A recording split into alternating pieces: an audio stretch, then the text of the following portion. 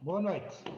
Os núcleos de Braga, Guimarães e Vila Nova de Famalicão, da Iniciativa Liberal, organizam em conjunto, pela segunda vez, a sua conferência digital, hoje sobre o tema O Estado das Finanças Públicas Portuguesas.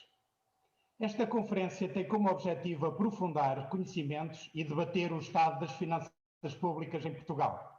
Sabemos que o país enfrenta este grande desafio, pelo menos desde 25 de abril de 74, o de equilibrar as finanças públicas em termos orçamentais, tendo conseguido apenas uma vez, em 2019.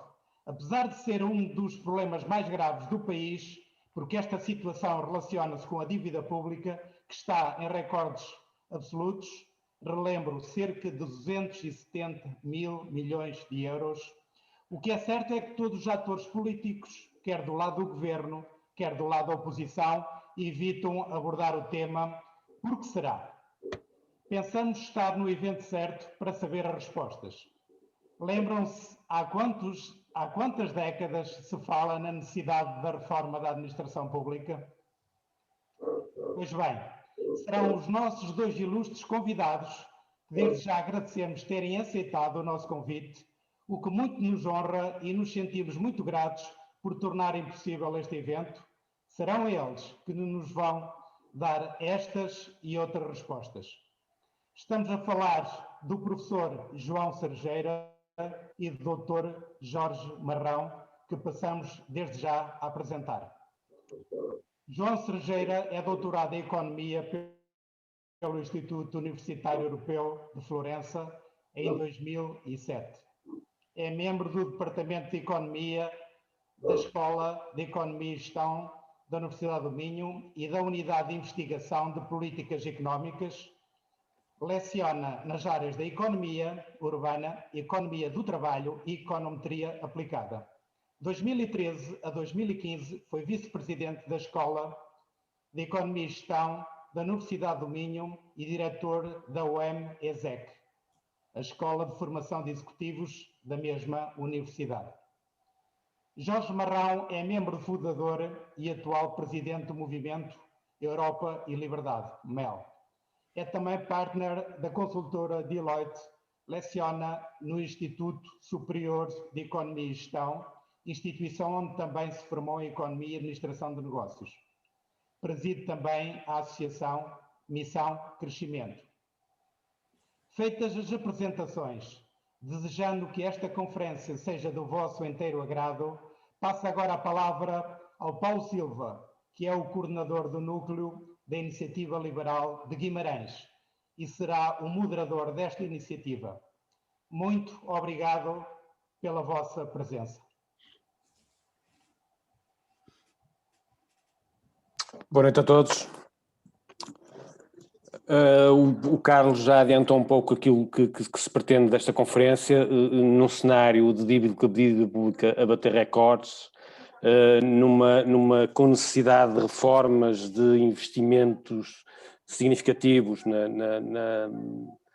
no setor público, no ensino, na educação, com muito pouca margem ou nenhuma mesmo para mais carga fiscal.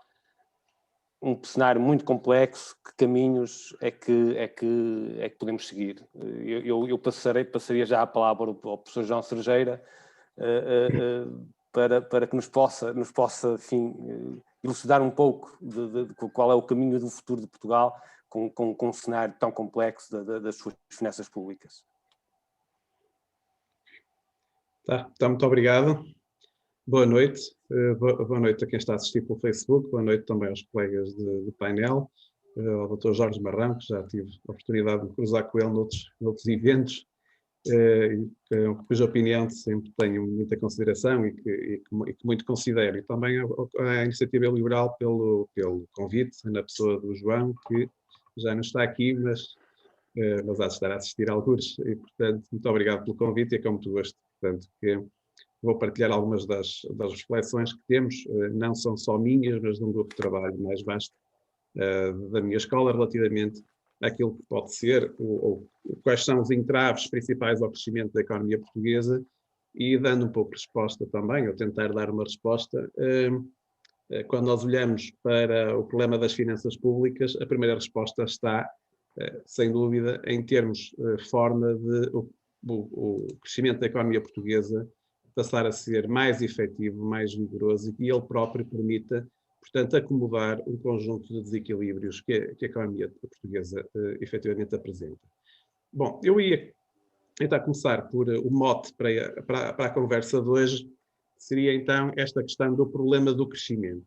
E quando nós olhamos a evolução das economias, de algumas economias europeias, desde o ano 2000, e portanto ponho aqui alguns dados deste século, portanto desde o início do século, se começassem todos do 100, portanto pondo como ponto de partida ao 100, o que é que nós verificamos? Apesar da economia europeia não crescer como um todo de forma muito significativa, portanto a média cresceu 30% em termos constantes até ao final de 2019, portanto aqui para a média da União Europeia ainda não temos o impacto da pandemia, mas é certo que este crescimento foi muito heterogéneo. Portanto, nós temos países, como é o caso dos países que saíram do Bloco de Leste, portanto, os países do Bloco de Leste que saíram, portanto, podemos dizer assim, da cortina de ferro, como é o caso da República Checa, que antes da pandemia tinham um crescimento de 70% face ao valor base de 2000.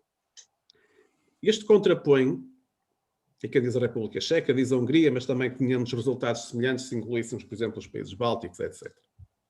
Isto contrapõe muito o crescimento medíocre, podemos assim dizer, dos países do sul da Europa, nomeadamente a Grécia. Aliás, a Grécia, no final deste ano, provavelmente estará abaixo do nível, em termos de PIB, portanto, a produção, ao fim de 20 anos, estará abaixo do nível do ano do início do século, mas o mesmo também para Portugal, portanto, em 2020 estava pouco acima dos 100, portanto, 100 como base de 2000, portanto, no final de 2021, se não tivermos crescimento este ano, provavelmente teremos a mesma riqueza gerada no país que tínhamos há 20 anos atrás, portanto, podemos quase dizer que andamos 20 anos para voltar ao mesmo ponto, mas é uma doença, podemos assim dizer, de crescimento que não é só portuguesa, mas é também italiana, e é menos, por exemplo, espanhola, que teve um crescimento muito grande a partir da crise financeira e, portanto, apesar do ajustamento que está a acontecer e da crise violenta de agora, mas efetivamente até conseguiu crescer mais do que a média da União Europeia. E, portanto, foi para estudar também este problema do crescimento da economia portuguesa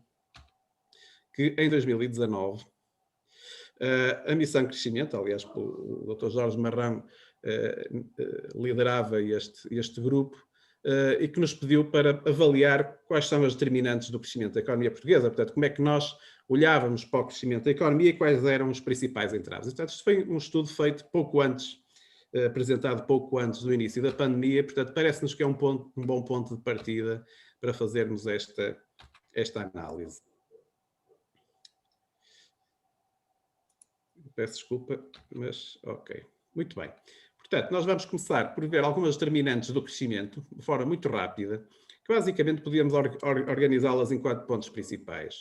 O crescimento económico depende de 4 coisas. A qualidade das instituições e da governança, portanto, o papel do governo, do Estado e das políticas públicas, do progresso tecnológico e a capacidade que o país tem de inovar e incorporar a inovação, do investimento que é feito público e privado, e a eficácia desse mesmo investimento, e depois do capital humano, portanto, da qualificação das pessoas. Portanto, em primeiro lugar, um ponto interessante, a economia portuguesa, esta estagnação que nós podemos verificar durante o século XXI, não ocorreu durante o século XX, pelo contrário, durante o século XX, e nomeadamente a partir do pós-guerra, de 1950 até 2000, Portugal teve um crescimento, regra geral, acima das médias europeias, o que permitiu a convergência do produto per capita para as médias europeias de forma muito vigorosa. Esse crescimento foi muito acentuado durante a década de 60, nomeadamente a partir do momento em que a economia portuguesa se abriu ao exterior e houve também que beneficiou de um influxo de investimento direto estrangeiro muito substancial durante esse período. E esse crescimento foi sucessivamente abrandando e a partir, efetivamente, do século XXI, portanto, o crescimento tem sido, efetivamente, medíocre, o que contrasta muito com esse forte crescimento que tivemos na segunda metade do século XX. Bom, então como é que nós podemos enquadrar este crescimento? Portanto, o crescimento depende, então, da acumulação de capital físico, a acumulação de capital humano, e aqui a escolaridade e a educação têm um papel muito importante, E, por outro lado, aquilo que se chama, que os economistas chamam o jargão, que é o crescimento da produtividade dos fatores, que basicamente tem a ver com a forma como é feita a produção. Portanto, nós para produzir, e usando uma metáfora culinária, o que é que nós precisamos? Precisamos de um cozinheiro, precisamos de máquinas para cozinhar, certo? Precisamos do fogão, precisamos das máquinas, etc. Mas depois precisamos de um bom livro de receitas. Portanto, são estes 3 ingredientes fundamentais. É o cozinheiro, a formação do cozinheiro que é determinante, é a qualidade dos equipamentos que ele tem, e falamos do capital físico, mas é também as receitas, o livro das receitas que ele tem. E aí é o tal progresso tecnológico e as instituições, ou seja, aquilo que lhe permite, efetivamente, ele também desempenhar as suas funções. Relativamente à qualidade das instituições, há vários livros recentes que se focam sobre isso, nomeadamente, provavelmente alguns de vocês já leram, mas é um livro sempre que aconselho a ler, o livro do Darren Acemoglu e do Robinson, Porque Falham nas Nações. Eles agora lançaram um livro mais recente, também muito interessante, que estou a ler agora, portanto, digamos, é a continuação deste, onde eles focam muito a importância das instituições e a qualidade do governo como determinante no desempenho, não só da economia como um todo, do crescimento, mas também do próprio funcionamento da sociedade. Isto no sentido de que as instituições são as regras do jogo numa sociedade, e portanto são estas instituições que moldam os incentivos dos vários agentes económicos e que simultaneamente elas próprias também são fruto do comportamento dos agentes. Os resultados do estudo indicam claramente que há efeitos robustos no crescimento económico derivados destes 4 pontos que podemos aqui elencar. Em primeiro lugar, a questão da liberdade económica, no sentido de existir um sistema legal de proteção de direitos de propriedade. Existe também um papel do Estado importante na regulação dos mercados, favorecendo a concorrência e impedindo ou limitando os monopólios.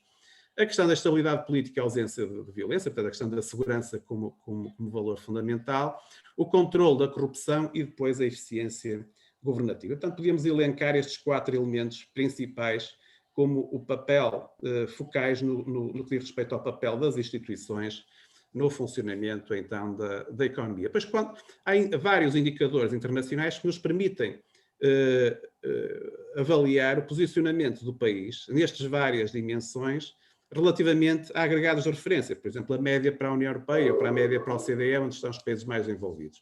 E aí o que é que nós verificamos? No caso português, onde é que nós estamos mais distantes?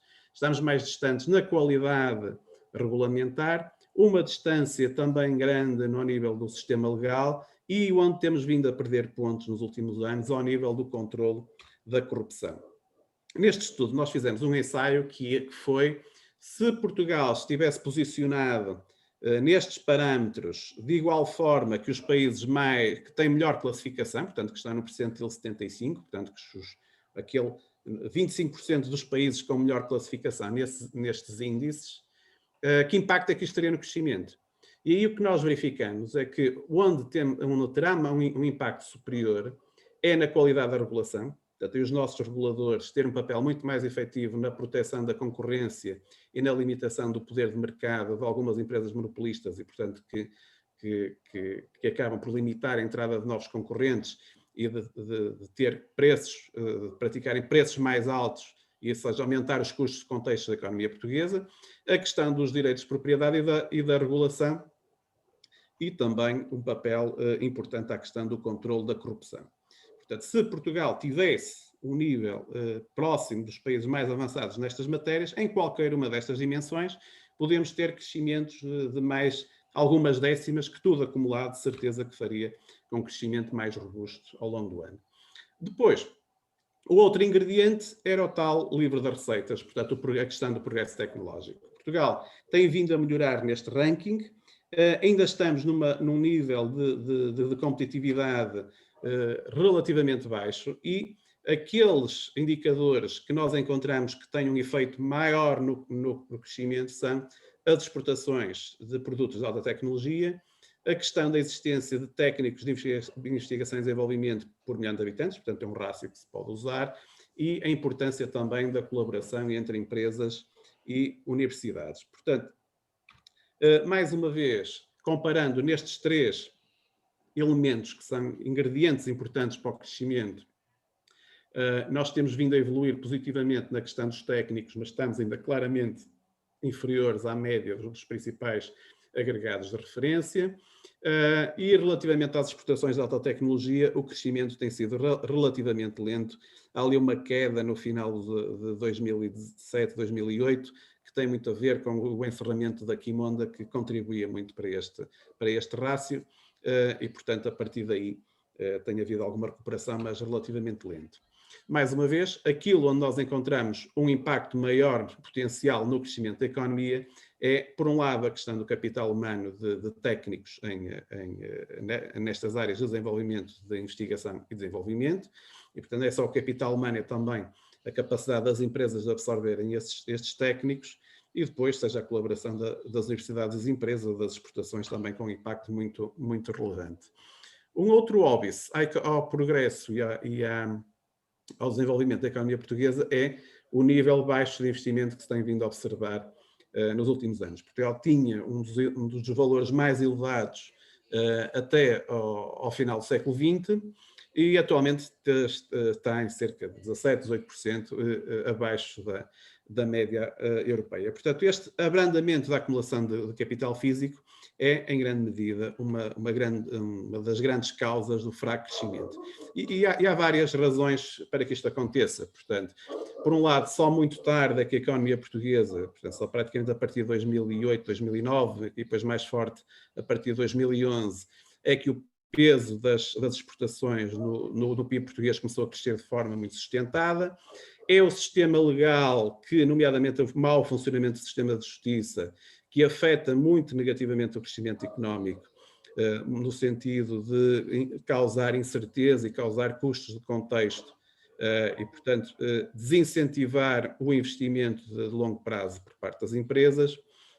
E depois a própria ineficiência do sistema financeiro, nomeadamente até à crise financeira, com a alocação de capitais para setores menos produtivos e, portanto, com menos capacidade de geração, muito voltados para a procura interna e, portanto, com menos capacidade de geração de produtividade.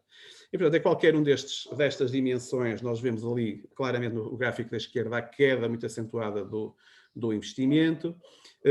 Quando analisamos esta questão, por exemplo, do tempo necessário para cumprir ou fazer cumprir um contrato em Portugal face à média europeia, nós temos ainda, apesar do indicador ter descido, mas estamos a falar de valores praticamente 2 anos de duração, portanto, média dos processos para fazer cumprir um contrato, o que é cerca de 50% mais da média de outros países, ou daquilo que seria desejável, e um crescimento também muito grande a partir da crise financeira, do crédito mal parado, apesar de ter vindo a descer nos últimos anos. E, portanto, qualquer uma destas dimensões, nomeadamente a dimensão do crédito e nomeadamente a dimensão do investimento, tem um impacto grande no crescimento. E, portanto, esta questão da ligação, da responsabilidade, podemos assim dizer, do funcionamento do sistema financeiro português, a sua capacidade de gerar ou de prover meios de financiamento e de capital para as empresas poderem investir, portanto, parece que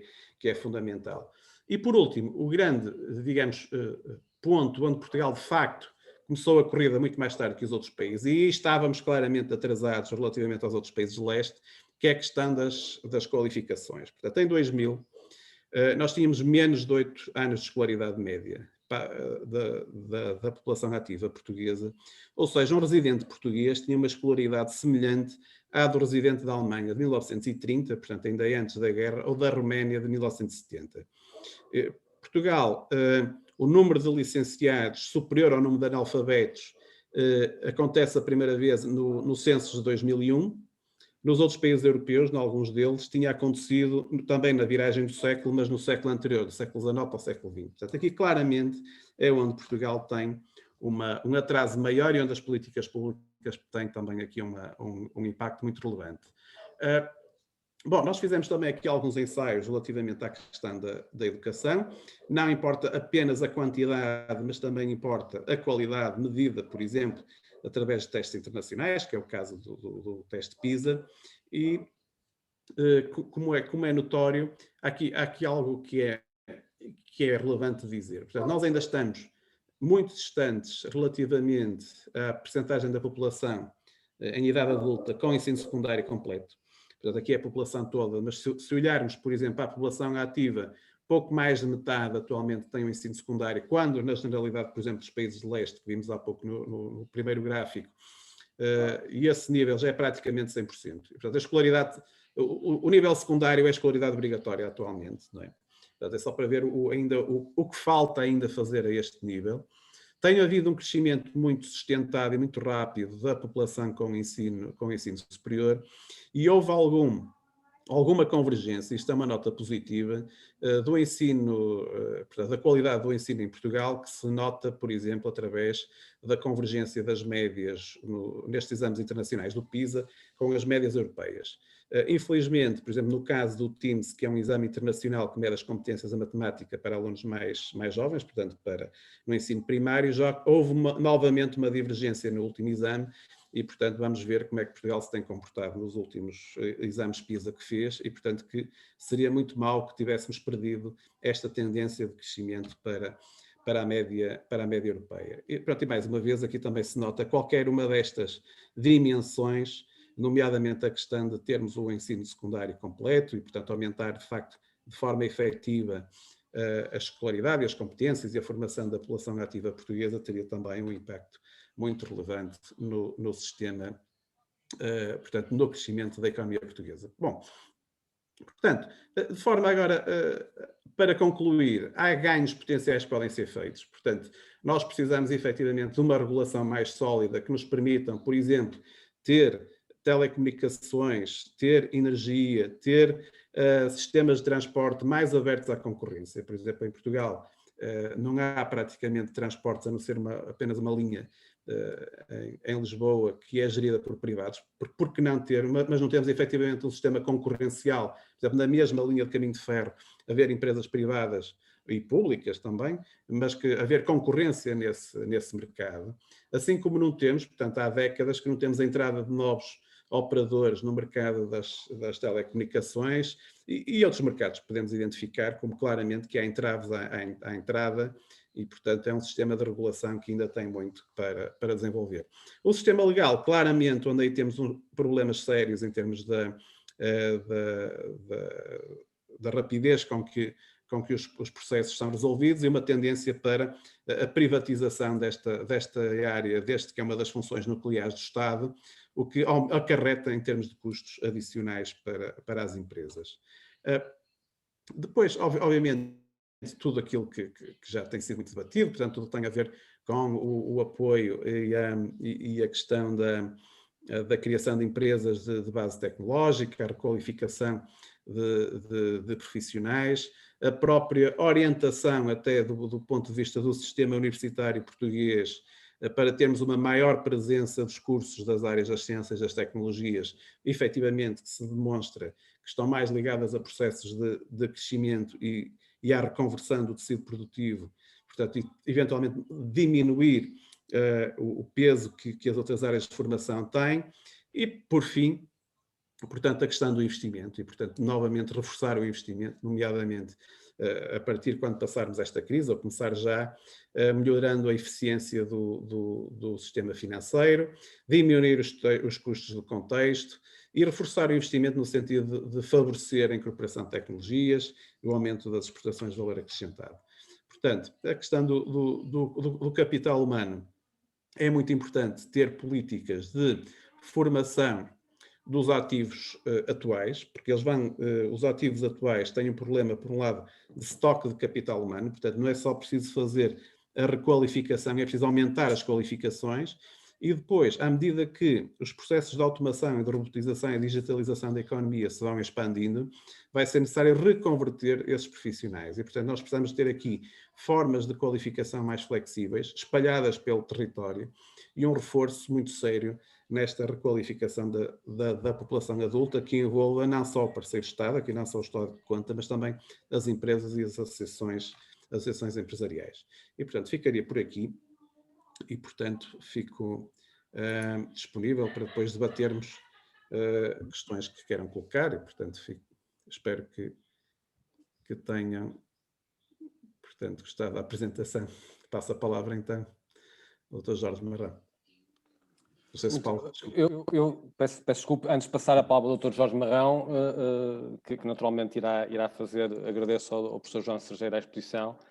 Antes de passar a palavra ao Dr. Jorge Marrão, que irá fazer também enfim, a exposição sobre o tema, gostaria de lançar já o repto, sabendo todos que é fundamental a captação de investimento privado, nacional e sobretudo estrangeiro, se gostaria de ouvir uma reflexão se o país tem de facto políticas que incentivem a captação desse investimento, nomeadamente ao nível da política fiscal, que permita que, em particular, o investimento estrangeiro, que é fundamental, que além do capital traz know-how, mas de facto tem havido uma política fiscal que possa incentivar essa captação.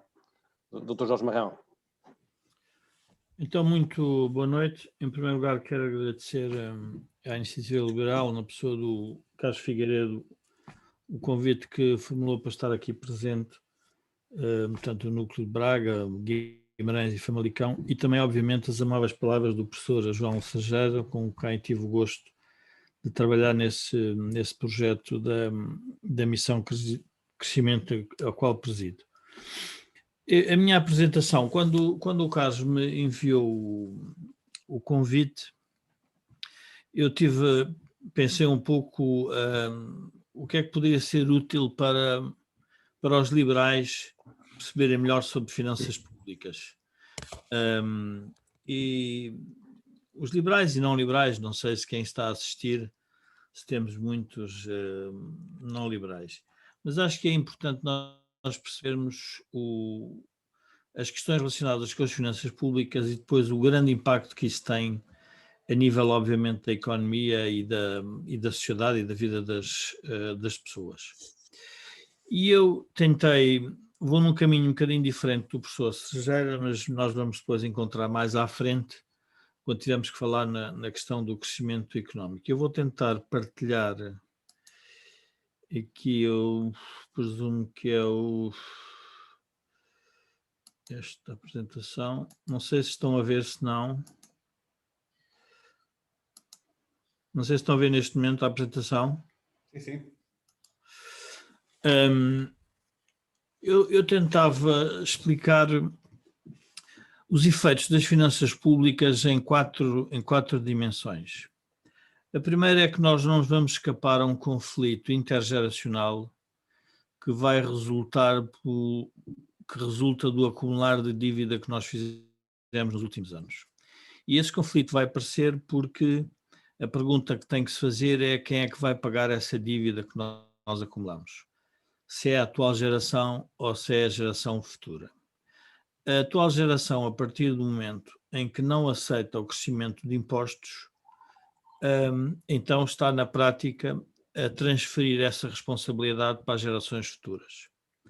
E, portanto, esse é um tema que a política provavelmente quer evitar, mas não vai conseguir fazer durante muito tempo, e isso vai ter reflexos, obviamente, em toda a sociedade, de forma que neste momento não conseguimos, se calhar,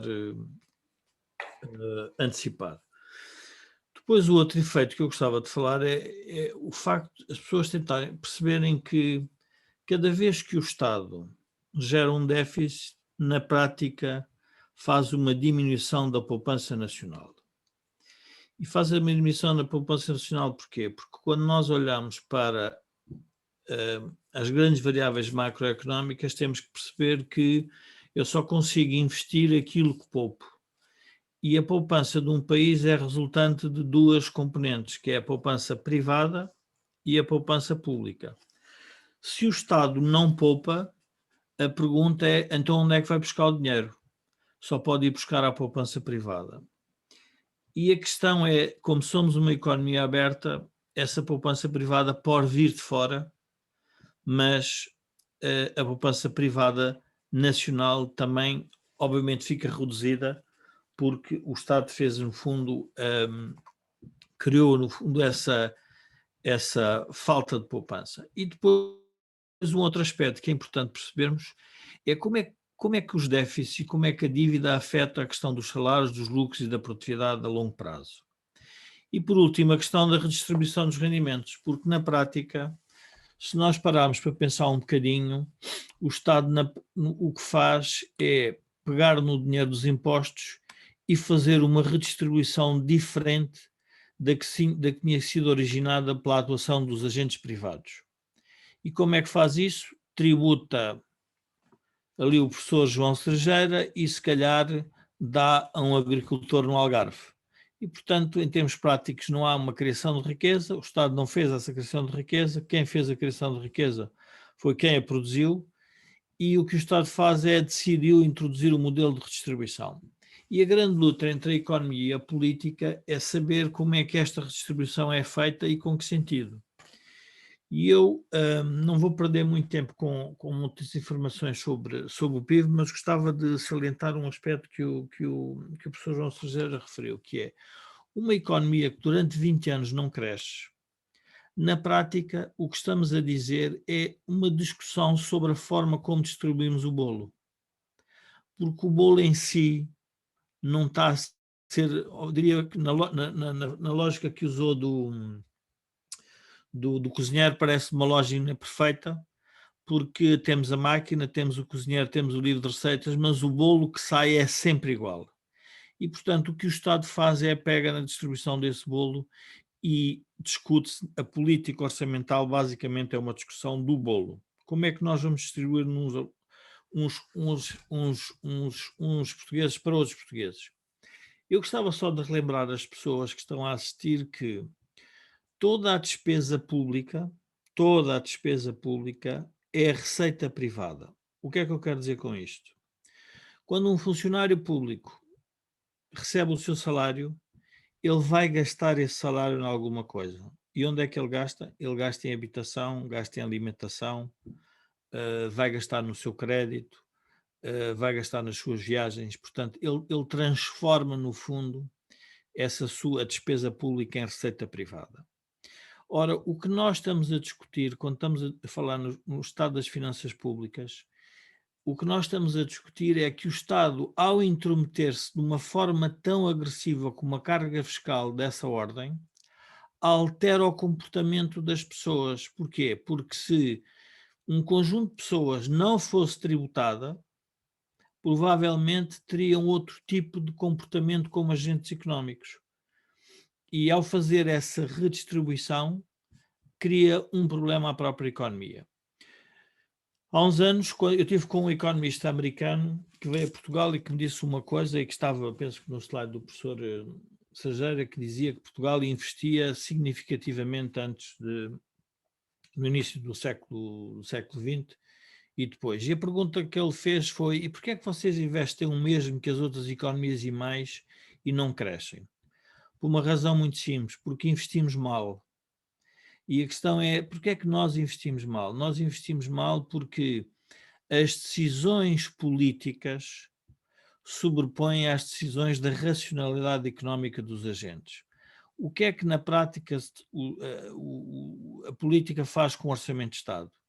Determina qual é o investimento necessário e, em geral, é um investimento de progresso social, o que não é mau para a sociedade, como é óbvio. Questões dos hospitais, questões das estradas, tudo o que se pensar em progresso social, tudo isso é bom, mas a pergunta que há a fazer é: e não haveria formas alternativas desse investimento ser mais reprodutivo? Através de uma maior liberdade económica. E quando o Estado toma estas decisões, toma as decisões num gabinete, dizendo sempre que é a favor do cidadão. Mas, como nós já percebemos, há uns cidadãos que vão pagar essa decisão. E o que esta geração está a fazer, a minha geração, é que está a transferir o problema para os filhos e para os netos. E, portanto, este é o problema o estado das finanças públicas português é realmente um problema geracional. Nós temos que nos lembrar que das crises todas geradas através das finanças públicas, a da Primeira República, que gerou uma ditadura, tivemos depois 2 intervenções do FMI e tivemos agora uma terceira da Troika. Portanto, é sempre através das finanças públicas que nós temos uma crise. E depois essa crise, a pergunta que se tem que fazer é, afinal, quem é que a vai pagar? Eu só gostava que também percebêssemos 2 ou 3 coisas. O PIB de 2013 a 2019 tem esta variação. Vocês vejam onde é que variou, basicamente em consumo privado. Não variou negativamente em investimento, variou pouco em consumo público e exportações líquidas muito pouco. Portanto, nós alimentamos o crescimento do PIB com consumo privado que existe não porque nós queremos rendimento, porque nós nos endividamos com o exterior. E este é um outro problema da economia portuguesa que também nós não nos vamos safar facilmente, que é, nós fazemos crescer o PIB, mas fazemos crescer o PIB com dívida. E a pergunta é qual é o momento em que essa fatura nos vai aparecer? E ela vai aparecendo.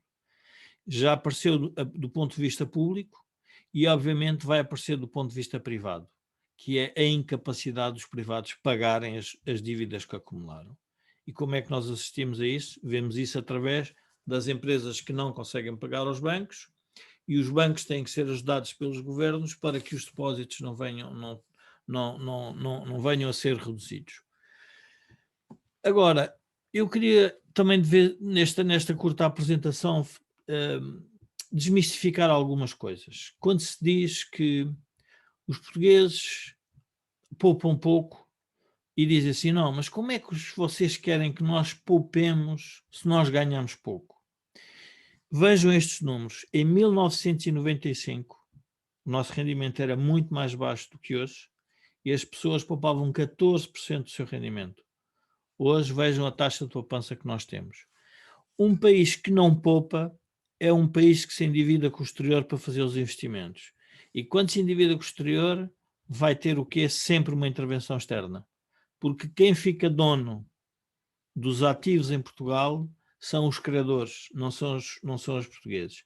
E se repararem bem, vejam o setor bancário, vejam o setor das telecomunicações, vejam o setor da construção.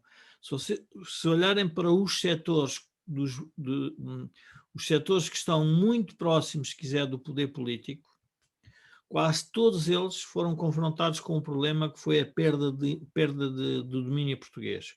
Quais foram os setores que mantiveram ainda a sua raiz portuguesa? Os setores exportadores, os que estão no norte de Portugal.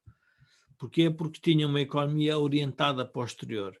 Aqueles que se orientaram para o consumo privado em Portugal e para as obras públicas e para tudo o que era considerado os tais bens não transacionáveis tiveram um problema.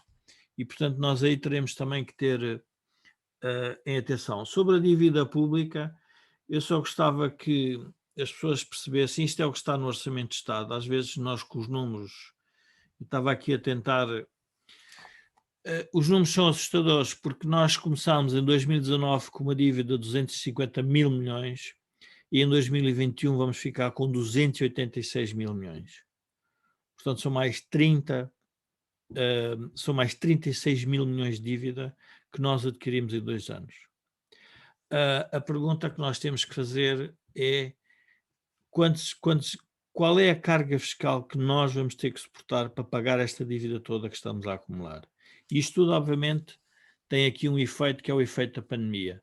Mas a pergunta que nós temos que fazer, mas antes da pandemia nós também já trazíamos um fardo bem pesado. E, portanto, o que eu gostaria de chamar a atenção é que o estado das finanças públicas vai ser um reflexo no estado do nível de vida das pessoas para o futuro. E, portanto, por mais que a política conte histórias de que nós vamos fazer isto, vamos fazer o país crescer, nós não conseguimos, e é importante perceber isto, não há problema nenhum que um país se endivide desde que a taxa de crescimento do PIB seja superior à taxa de juro com que se endivida.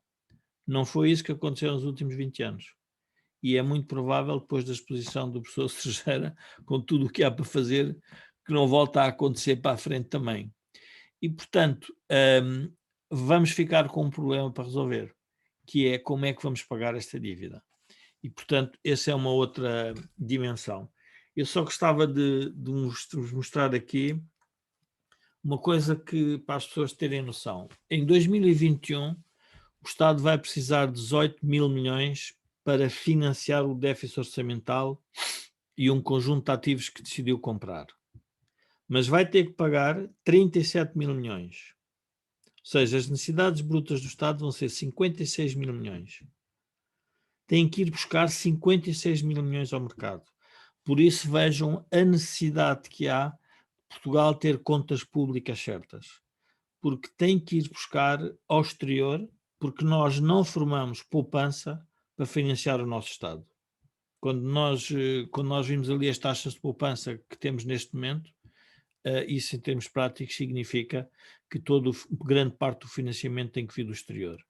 E, portanto, o que é que isso significa a prazo? Significa que os nossos ativos vão ter que ser vendidos ao exterior para que essa dívida seja paga. Qualquer pessoa percebe isso. Qualquer pessoa sabe que se endividar para investir é uma coisa, mas se endividar para consumir, a pergunta é como é que ela vai pagar a sua dívida. Em geral, tem que vender os seus ativos. E, portanto, isto acontece a nível individual e acontece também a nível de um país. Eu não sei. Eu gostava de mostrar este slide por uma razão muito simples. Eu conheci o ministro das Finanças e depois o primeiro-ministro belga, que esteve na origem de passar de uma dívida pública de 131 para 87. Era um liberal, era o senhor Guy Verhofstadt, e ele disse-me o seguinte, eu perguntei-lhe, como é que a Bélgica conseguiu reduzir sem conflito social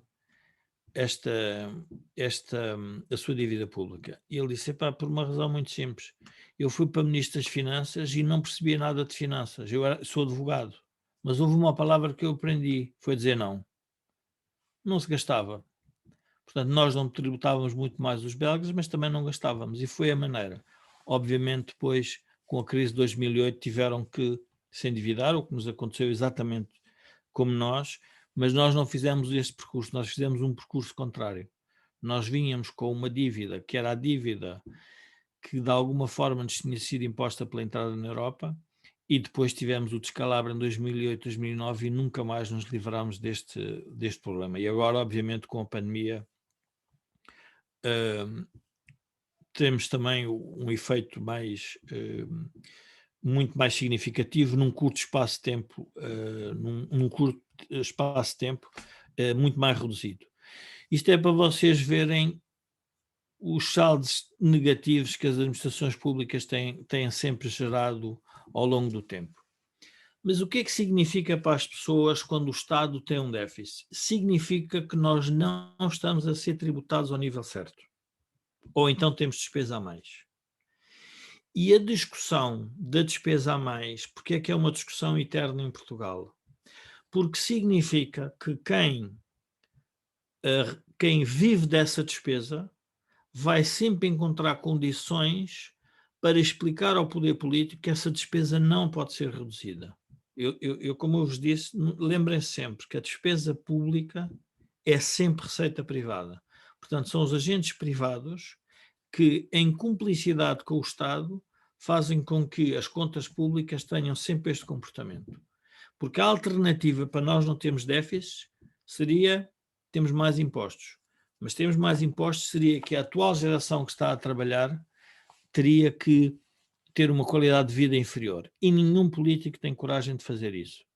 E, portanto, houve alguém que teve coragem, quando foi na altura da Troika, não sei se recordam, o enorme, brutal aumento de impostos, e vejam o resultado social que deu, em que o país não aceitou aquilo que estava a ser proposto. Portanto, cada vez que nós falamos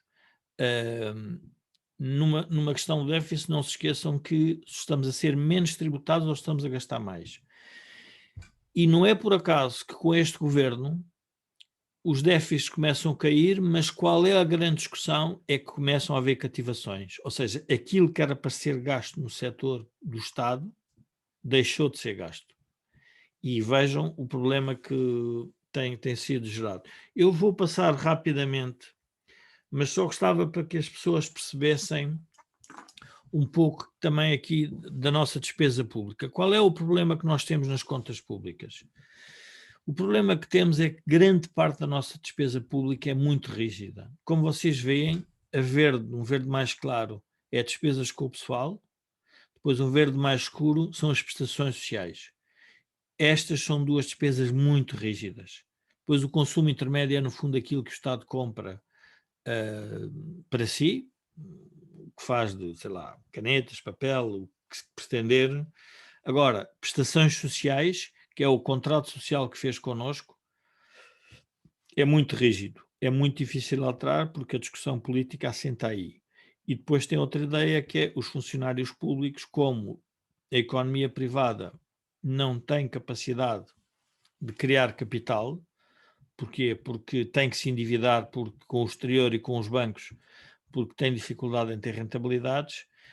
Então o que o Estado em geral faz é que cria emprego através do próprio Estado. E, portanto, o resultado prático é uma despesa pública muito rígida a nível de pessoas. Eu só vos queria mostrar uma coisa para terminar, porque eu penso que eu acho que era 15 minutos, não é 20, também não me quero ultrapassar muito mais, mas isto é a despesa social com percentagem do PIB desde 1880 a 2016. Vejam, 4 países com problemas: Itália, Grécia, Espanha e Portugal. Temos a despesa em educação, mas eu queria-vos mostrar uma que pode ser interessante para vocês verem. Vejam a despesa com funcionários públicos de 1972 a 2016, onde esteve Portugal, a Itália, a Espanha e a Alemanha. A Alemanha tem uma despesa mais baixa, mas aqui é importante perceber que a Alemanha é um Estado federal e, portanto, isto são despesas da parte central. E pronto, eu terminava, porque eu não quero passar o meu tempo e prefiro fazer o debate. Eu só queria relembrar o seguinte: nós, quando discutirmos finanças públicas, nunca podemos esquecer que o país não encontrou um modelo económico de crescimento significativo. O que significa que, se nós não conseguirmos encontrar as soluções que foram muitas delas propostas naquele estudo que a Universidade de Minho fez para a missão crescimento, então a solução que nós vamos ter é uma restrição brutal da nossa qualidade de vida. Não é bom dizer isto, mas é melhor sermos realistas para enfrentarmos a realidade como ela é. É óbvio que os partidos mais à esquerda vão querer dizer que não vamos pagar a dívida, que vamos ter um perdão, ou que vamos adiar, mas tudo isso são panaceias de muito curto prazo, porque ninguém vai nos voltar a emprestar a partir do momento em que nós não mudarmos algum conjunto de comportamentos. As condicionalidades que vão aparecer são brutais. E pronto, eu termino, porque para também chegar aos meus 20 minutos não quero alterar aqui a ordem aqui da sessão. Muito bem, muito obrigado. Não sei se o professor João Estrangeira quer fazer algum comentário relativamente à intervenção do Dr. Jorge Marrão. Eu deixava agora espaço para o debate, não é? Depois íamos falando. Sim, sim.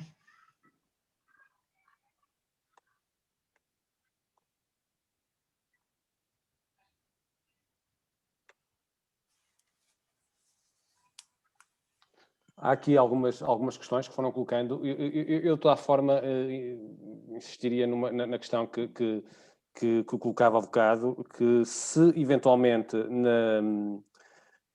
sobretudo nos ciclos económicos positivos, o incentivo ao investimento, se o conseguimos fazer, a captação de investimento, em particular estrangeiro, não poderá mitigar a necessidade de aumentos de carga fiscal, no sentido da necessidade que temos.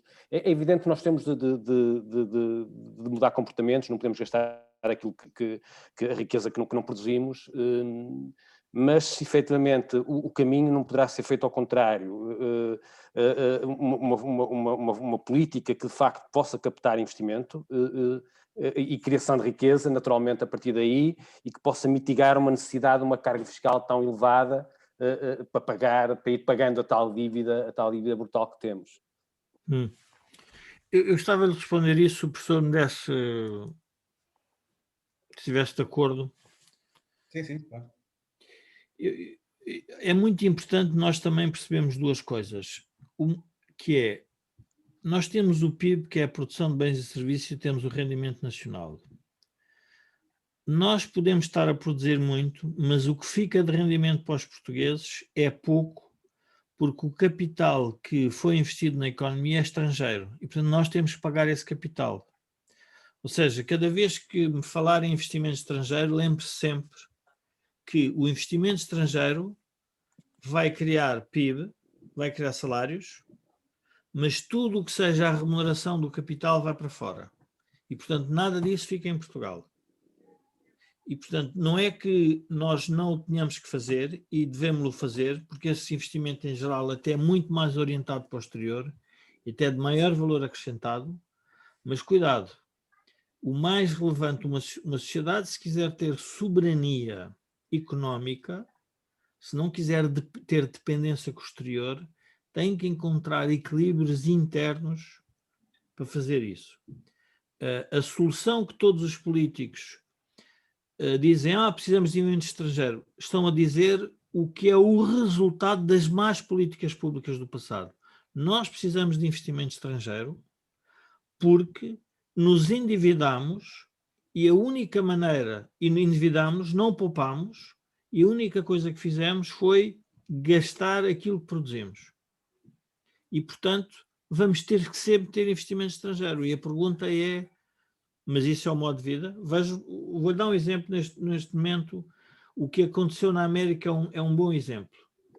A América decidiu gastar mais do que produzia, endividar-se com o exterior, e o que aconteceu foi que os chineses foram comprando da América, como compraram os japoneses numa altura. E depois a política resultou foi que começaram o conjunto de pessoas a ficar desempregadas porque não havia fábricas nos Estados Unidos. Quem estava a ganhar o dinheiro era quem estava na zona do capital, mas quem trabalhava nas fábricas não as tinha porque elas tinham ido todas para a China. A pergunta é, e quem é que fez isso? Foram os déficits americanos que foram criados ao longo da história. E foram tantos presidentes republicanos como democratas. E, portanto, eu estou de acordo consigo, nós não temos alternativa se não ter investimento estrangeiro. Não é outra alternativa. Porque se não poupamos, se as empresas não formam capital, se não geram lucros, a única forma é trazer investimento estrangeiro. Agora, lembremos sempre, esse investimento estrangeiro é resultante de más políticas públicas do passado. Eu acho que aí também convinha distinguir o investimento direto estrangeiro. Portanto, sim, o direto, sim. E, portanto, acho que o Jorge também queria referir isso. Uma coisa é o investimento em, por exemplo, na indústria transformadora que se destina à exportação e depois ele próprio também gera crescimento pela tecnologia que traz. E, portanto, há vários estudos que mostram que, por exemplo, as empresas estrangeiras tendem a pagar melhor aos seus funcionários, são mais... Claro, tem mais valor acrescentado, sem dúvida. E através das ligações que fazem às empresas nacionais, também fazem com que as próprias empresas nacionais consigam crescer nas cadeias de valor e, portanto, tornarem-se mais produtivas. Outra coisa é o investimento direto estrangeiro para os setores, podemos dizer, rentistas da economia portuguesa. Ou seja, o investimento direto estrangeiro para comprar imobiliário, o investimento direto estrangeiro para comprar empresas monopolistas em Portugal, e algumas delas não alteraram, do ponto de vista tecnológico, ou não contribuíram para a modernização dessas empresas, apenas foi no sentido de participarem na extração de uma renda.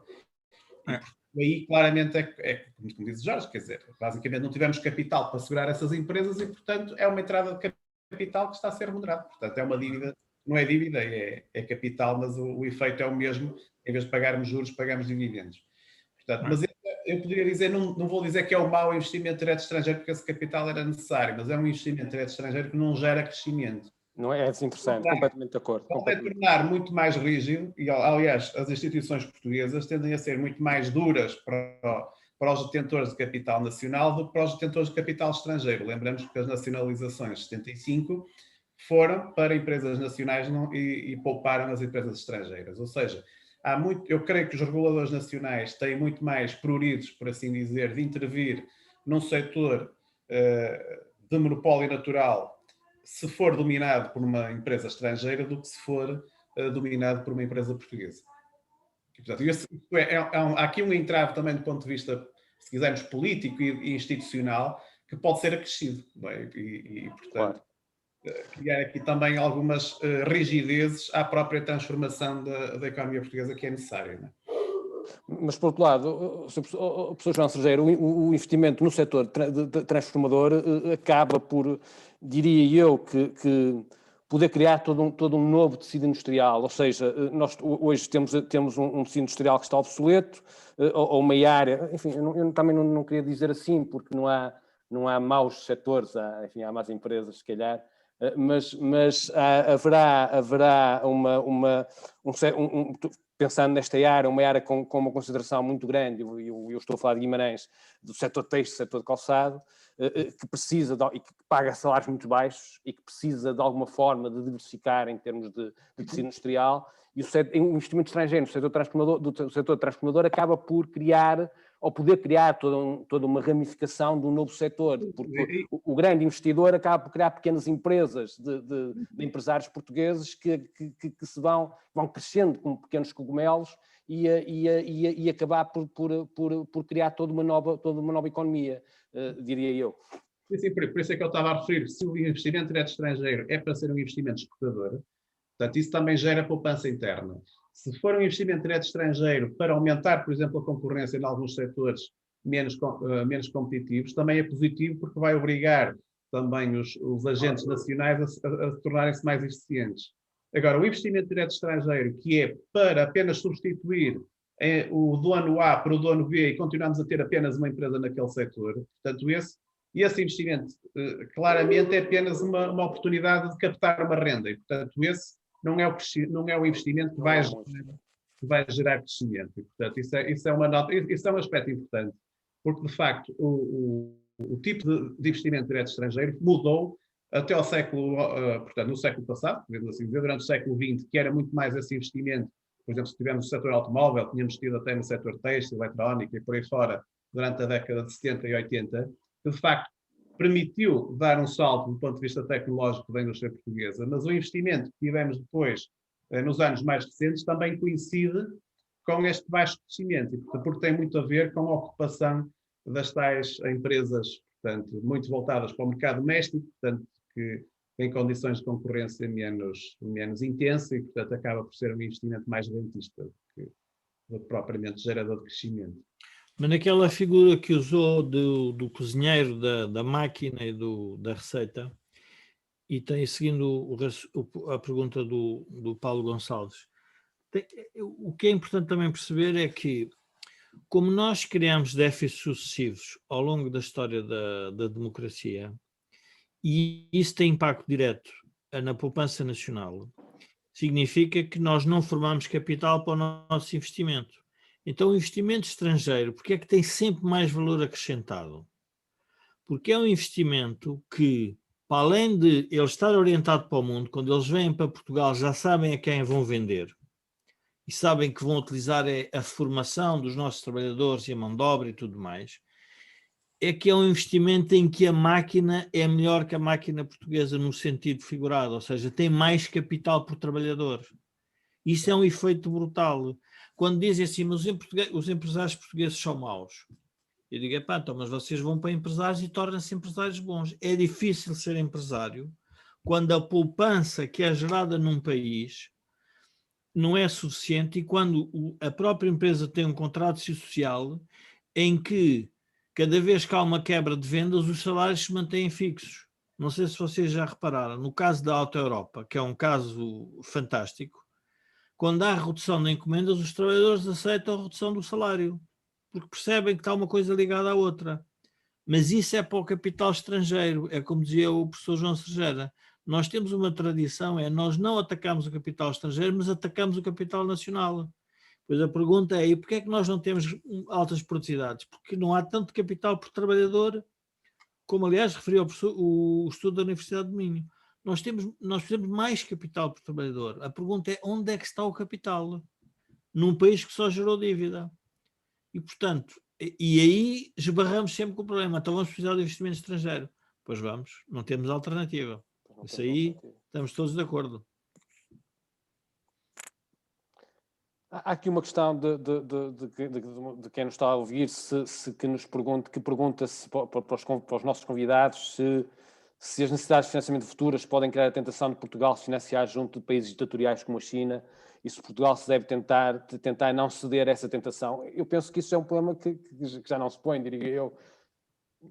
Já se colocou, quer dizer, nós lembramos do antigo primeiro-ministro andar a pedinchar na Venezuela, enfim, a tentar vender a dívida portuguesa em países de reputação, podemos dizer assim, duvidosa. Portanto, pouco antes, a ver se nos livrava da Troika, não é?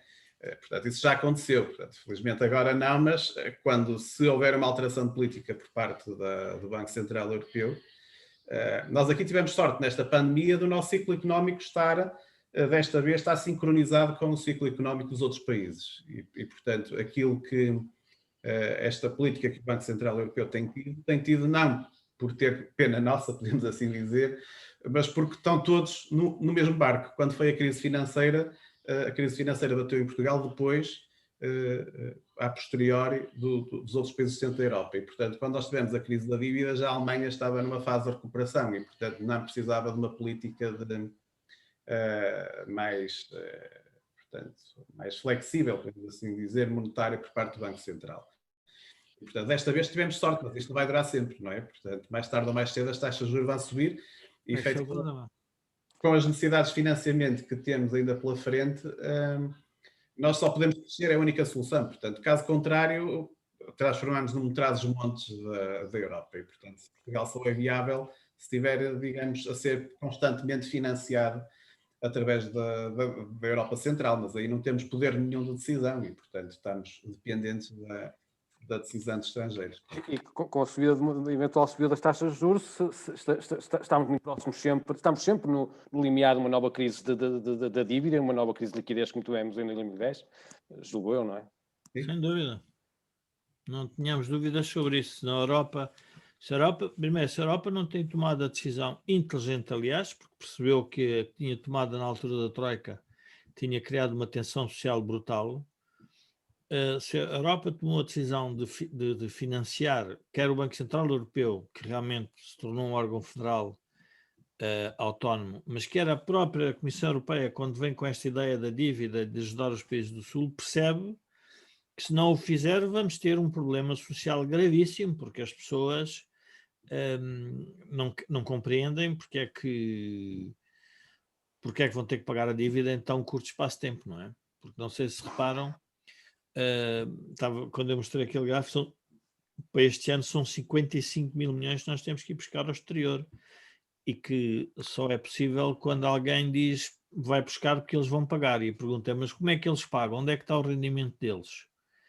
E eles dizem, não, nós vamos continuar a renovar, porque o Banco Central Europeu vai continuando a comprar a dívida portuguesa. Portanto, essa é a vantagem que tem um Banco Central, que pode comprar de forma ilimitada a dívida de um país como nós. Já não pode fazer o mesmo em relação à Itália, não é? Porque em relação à Itália já pesa muito, porque aí é considerado já a emissão monetária, depois tem efeitos de inflação e tudo mais. Mas quer dizer, nós temos eu diria, já que estamos numa pandemia, não é um ventilador, isto é um ventilador, um balão de oxigênio que queiram chamar, que é o Banco Central Europeu, que permite que nós possamos agora estar aqui a falar de forma tranquila, quando poderíamos estar com uma crise em que as pessoas estavam todas desesperadas porque... Só para termos uma noção, dos 27 mil milhões de euros que Portugal foi ao mercado o ano passado, isto foi a Cristina Casalinho que referiu, 20 mil milhões de dívida foi comprada pelo Banco Central Europeu. Portanto, nós estamos ligados à máquina. Se a máquina colapsar, não tínhamos milhões em lado nenhum para ir buscar. Portanto, o risco é mesmo esse, não é? Não, é um risco. Eu só vou para... Não sei se posso partilhar aqui num slide. Sim, penso que sim. Posso, só para que as pessoas... É porque eu acho que às vezes nós, olhando para as coisas com... Isto é a estrutura de recursos do Banco Central Europeu. Reparem, tinha 1 trilhão na economia, desculpem, e em 2017 já ia em 4,5 trilhões. Portanto, isto tudo que aqui está é dívida pública comprada aos países que estão endividados. Portanto, nós temos que perceber que o nosso maior problema vai ser a gestão dessa dívida pública. Esse é o problema central da sociedade portuguesa, na minha opinião, e, portanto, não podemos fugir a ele. Mas há uma pessoa que me fez uma pergunta que eu gostava de responder, que é: como se pode diminuir a dívida sem comprometer o desenvolvimento da qualidade de vida da população? Há um texto de um professor, penso que ele é americano, sim, não é canadiano, é americano, que se chama, o texto é a pergunta, se os déficits contam. Ele diz de uma forma muito simples: a melhor maneira de nós pensarmos como é que os nossos filhos podem pagar a dívida é nós deixarmos de consumir e deixarmos de uma herança, porque a dívida vai estar lá à frente. Portanto, e isto só para eu tentar responder à pessoa: não há solução nenhuma a não ser um crescimento económico robusto, e aí estou de acordo com o Paulo, só é possível se entrar muito capital, e capital não é capital para substituir posições de controle, é capital para trazer novos investimentos, investimento direto estrangeiro, fazer uma nova fábrica, fazer um novo call center. Tudo não é eu ter um ativo que já está feito e mudar de mãos, não é isso. É mais capacidade instalada, mais capacidade de produzir. Essa é a que nos resolveria, que nós não conseguimos nos últimos 20 anos. Então, há uma outra alternativa. Qual é a alternativa? É nós termos que fazer este esforço brutal, que é uma carga fiscal que vai se tornar, diria, opressiva, não é? E, portanto, não estou a ver como é que se melhora a qualidade de vida da população. As pessoas que tentam melhorar a qualidade de vida, a sua qualidade de vida, o que fazem é que imigram. É muito simples. Ou saem das regiões onde estão. Aliás, nós assistimos, em Portugal, à imigração dentro de Portugal. As pessoas que estão no interior e vão para as zonas onde há mais rendimento. E quando a Europa se tornar muito mais fluida, isso vai acontecer naturalmente. É nessa altura, aliás, o Orçamento de Estado deste ano já traz informação significativa sobre a diminuição da população portuguesa. Eu tenho um número que também é importante as pessoas perceberem. Em 1900, e esteve aqui a ver, em 1979, havia 30 idosos por cada 100 jovens. Em 2018 temos 145 idosos para 100 jovens. Portanto, vejam a pressão que vamos ter nas contas públicas sobre as pensões. É brutal. Eu peço desculpa de ser negativo e não é um bom início de fim de semana, no cima da pandemia, mas acho que é melhor ser realista do que vir para aqui contar que isto se resolve facilmente. Não se resolve. Dizemos aqui que somos uma pergunta que aqui está: se nós somos uma sociedade viciada em crédito bancário, exemplo dos próprios governantes. Se calhar somos, não sei se somos viciados, mas estamos, de facto, aprendemos a consumir e a anunciar crescimentos com base no consumo interno que era suportado em endividamento, e isso, de facto, não é o caminho. Não sei, o professor responda também. Não, isso sem dúvida. Eu acho que também falta aqui, e essa é que mais me preocupa, nós estamos no debate público em Portugal atual, em vez de se falar sobre o futuro, se falar estas questões, como é que vemos Portugal daqui a 10 anos, daqui a 20 anos. Nós estamos a olhar como é que vemos Portugal, e depois andamos sucessivamente para trás, não é? Portanto, agora já vamos no tempo dos descobrimentos, e se era questões se deviam ter sido feitos ou não, se fomos muito maus ou se fomos muito bons, e portanto parece que de repente a discussão que estamos a falar de Estado Novo, de fascismos, de extremismo, e portanto andamos para trás e não conseguimos olhar para a frente. E portanto eu acho que a discussão toda pública neste momento está muito inquinada. Eu não sei se é um problema geracional, mas de facto eu não sei se acho que as gerações mais novas não se revêem em grande parte da discussão pública que existe no momento atual. E portanto o que nós devemos neste momento discutir é como é que nós vamos resolver o problema demográfico. Como é que vamos conseguir atrair pessoas de fora que venham trabalhar para cá, e nomeadamente os portugueses que já emigraram e que podiam voltar, e que tinham competências e capacidades que adquiriram fora e podiam investir cá. Como é que vamos atrair empresas estrangeiras cá? Lá está, que não seja para comprar empresas existentes, mas trazer capital, trazer tecnologia, trazer ideias novas. Portanto, como é que vamos fazer com que o país seja atrativo, quer para o capital tecnológico, físico e para o capital humano? E esse é que é o ponto. Portugal, daqui a 30 anos, as projeções do INE mostram que vamos ter cerca de 8 milhões de habitantes. 8 milhões de habitantes, em que a maior parte da população tem mais de 60 anos. Portanto, basicamente o país é inviável, podemos assim dizer. Ou é uma miséria medonha, o país é inviável. E, portanto, se o país é inviável, quer dizer que passa a ser uma região europeia e, portanto, será uma região interior, como é hoje o interior português. Portanto, se não quisermos que assim seja, devíamos estar a discutir os recursos que podemos neste momento mobilizar para fazer aquilo com que o futuro... Por exemplo, alguém perguntava aqui no chat a questão da Auto-Europa. A Auto-Europa está condenada a médio prazo, porque com a mobilidade elétrica, portanto, o modelo de produção da Auto-Europa vai ter que mudar. Ou a fábrica muda completamente, ou então ela vai ser encerrada mais tarde ou mais cedo. Portanto, os automóveis de combustão vão desaparecer. Essa é uma discussão que devemos ter agora. Isto é, como é que a economia portuguesa se pode adaptar, que competências é que tem para que se adaptar a este novo, podemos dizer assim, paradigma, se não gostamos da palavra, como é que nós podemos deixar as tecnologias que vão passar a estar obsoletas e como é que nós podemos entrar no comboio das novas tecnologias e aquelas que vão criar valor.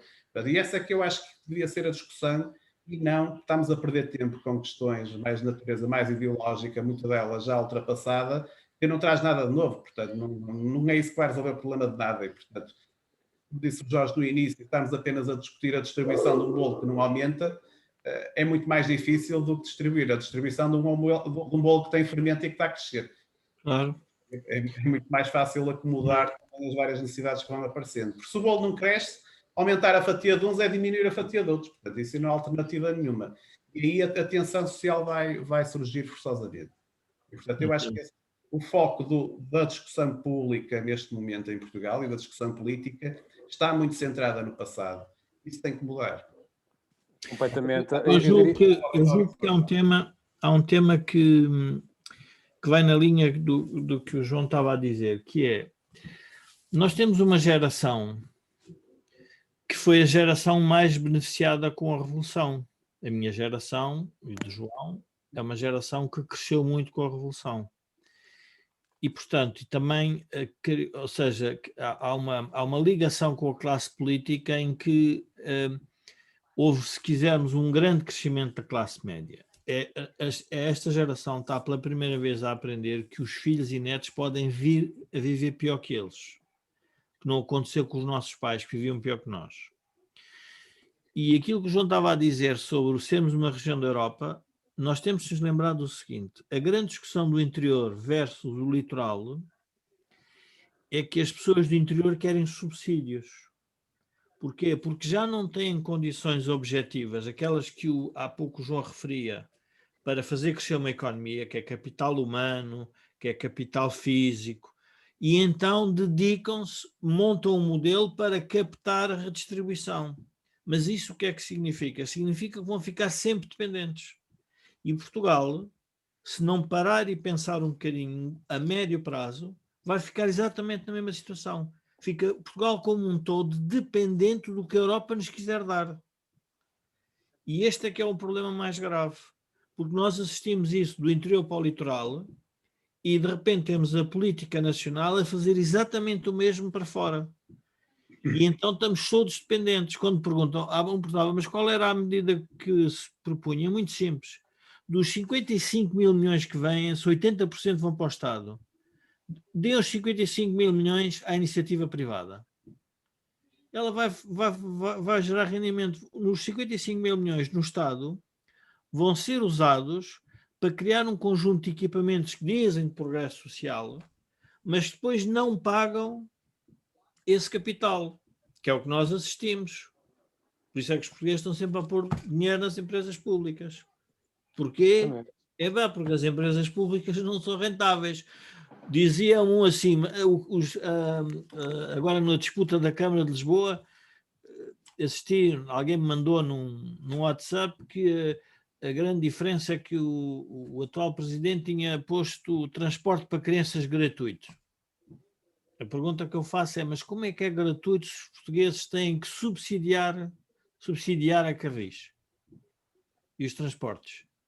Quer dizer, não há nada gratuito na vida, não é? E, portanto, de repente fazem e de repente as pessoas estão a discutir, não, é gratuito para as crianças. Não, são os pais dessas crianças que estão a pagar um preço mais elevado, ou então nós todos nos impostos, se calhar alguns, como eu digo, alguns trabalhadores de Famalicão, de Guimarães e de Braga, que não têm nada a ver com os transportes públicos de Lisboa, a pagar para o transporte de Lisboa ser para as crianças gratuito. Esta é que é a injustiça social. E, portanto, enquanto nós não percebermos a economia como funciona, que obviamente estou de acordo que o discurso político está todo ele inquinado, vai ser difícil sairmos disto, porque as pessoas não estão a perceber de onde é que vem o problema. Para mim isso é evidente. Aliás, eu quando formei o movimento Europa e Liberdade foi exatamente porque percebi, uma das coisas que eu entendi foi que não havia, quer dizer, havia dificuldade em explicar a origem do problema. Eu não estou a dizer que a solução seja fácil, mas há uma origem. Pelo menos essa a gente tem que explicar às pessoas. E nós não estamos a conseguir. A questão de discutir o passado não só não traz nenhuma mais-valia, como está a assentar num discurso provocatório e que está a radicalizar uma parte significativa da sociedade, quer à direita, quer à esquerda. E isso não traz nada de bom para o futuro próximo. A Vânia Silva pergunta aqui se não é também importante controlar a corrupção. A exposição do professor João Sergeira focou muito esse aspecto, não é? É fundamental. É fundamental, esse é um papel, quer dizer, quando temos corrupção, quer dizer o quê? Quer dizer que alguém está a colocar custos, lá está, não é para fazer aumentar o bolo, mas é para ir buscar uma parte da fatia de alguém, não é? A corrupção não faz aumentar o bolo, portanto, é ter corrupção ou não ter mecanismos que limitem a transparência, que não façam. Ou não temos mecanismos para aumentar a transparência e a lisura dos vários processos, etc. Portanto, isso tem um custo acrescido. Gera aqui entropia no sistema, coloca fora os mais competitivos e, portanto, em detrimento daqueles que são menos produtivos, que são menos eficientes e, portanto, é óbvio, portanto, é um ingrediente. No estudo que fizemos, a questão da corrupção e do controle tinha um impacto muito positivo no... Sim. E isso é um indicador que Portugal se tem vindo a desviar. Portanto, há aqui uma pergunta, qual é a opinião do painel sobre a bazuca europeia? Está na ordem do dia? Jorge, se quer... Olha, sobre a bazuca europeia, nós perdemos a guerra colonial dizendo que tínhamos bazucas. E, portanto, é uma forma de fazer a comparação. A bazuca vamos lá ver, é um estímulo que obviamente é necessário, porque as pessoas foram surpreendidas perderam o emprego porque os governos decidiram fechar a economia. E decidiram por razões nobres, humanitárias, tudo certo. E, portanto, nós vamos ter que criar um mecanismo qualquer de um estímulo adicional. O maior problema que a bazuca europeia tem não é a sua dimensão, é a forma como ela vai ser usada. Porque é aquilo que eu dizia, é completamente diferente você dar 55 mil milhões a um tipo que vai usar bem o dinheiro e 55 mil milhões a uns tipos que não vão usar bem o dinheiro. A diferença vai ser brutal. E, portanto, não sei se repararam, as necessidades de financiamento de Portugal para um ano são 40 mil milhões. Portanto, a bazuca é um ano. Não nos iludamos. Claro que substitui o rendimento perdido. É verdade. Mas o maior problema é o mau investimento outra vez. Se é para repor rendimentos para as pessoas consumirem outra vez, é aquilo que nós já falámos. Quer dizer, o maior problema, eu penso que no estudo da Universidade do Minho que o João participou, também lá tem um tema relacionado com o PIB potencial. Nós temos de ter mais capacidade instalada. A quebra de capital físico e capital fabril foi grande. E, portanto, quando eu digo fabril, obviamente pode ser call centers, pode ser na área de serviços. E, portanto, nós precisamos de investimento. investimento significa, as pessoas têm que se lembrar sempre, investimento, qualquer pessoa sabe que o que investe na casa é o que deixa de consumir no dia-a-dia. É poupança. Numa economia em geral é exatamente igual.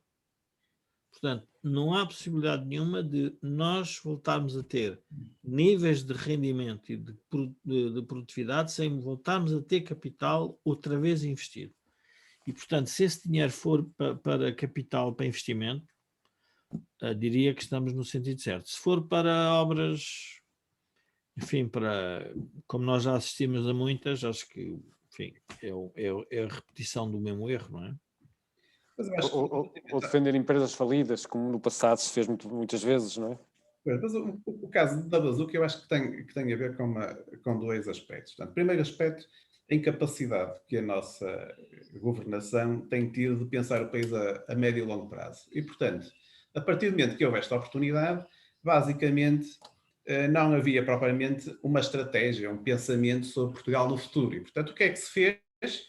O prazo é relativamente curto, estamos a falar de 6 anos, sabemos que para lançar uma grande obra demora mais do que isso, projetos, portanto, se não tivermos nada feito em termos de trabalho de casa, dentro do projeto, licenciamento, estudos de impacto ambiental e por aí fora, execução, concurso, etc., 6 anos não chega. Estamos a falar de coisas estruturais, não é? E, portanto, o que é que o governo fez? Já que não temos nada pensado, vamos ver aquilo onde é fácil, dado que o governo, através das cativações, cortou imenso o investimento público, há uma série de coisas que não foram feitas estes anos. E, portanto, este primeiro tranche que vem vai ser para, e se lermos o plano está lá tudo, há coisas que são básicas que já haviam ter sido feitas, quer dizer, equipar ou a questão dos computadores para os professores, etc. Não faz sentido. Há equipamentos que são básicos, mas isso é despesa corrente do Estado, portanto, isso não deveria ser por um dinheiro que vem extra, que vem colmatar despesas ou necessidades que são correntes. E grande parte portanto, da estratégia foi, basicamente, eu imagino, é perguntar aos vários departamentos que necessidades têm e faz-se uma coleção de investimentos possíveis e uma roupagem depois com os títulos de resiliência, exatamente. transição climática, que for para ajustar às diretrizes europeias, mas na prática aquilo está para combatar a falta de investimento público que houve nos últimos anos, que foi corte radical, e, portanto, é o que temos. Portanto, mais uma vez, é para resolver problemas do passado de pouco investimento e menos a pensar nos seus impactos do futuro. Aliás, o próprio plano não tem uma análise de impactos como deve ser. Portanto, tem alguns números, mas não tem sequer... se tivermos um elencar de investimentos possíveis, a sua prioridade tem que ver, fazer uma análise de custo-benefício, ver os seus impactos e depois fazer uma priorização. Isso não foi feito, como é óbvio, não é? Muito bem. Estamos na nossa hora. Olga, queres terminar?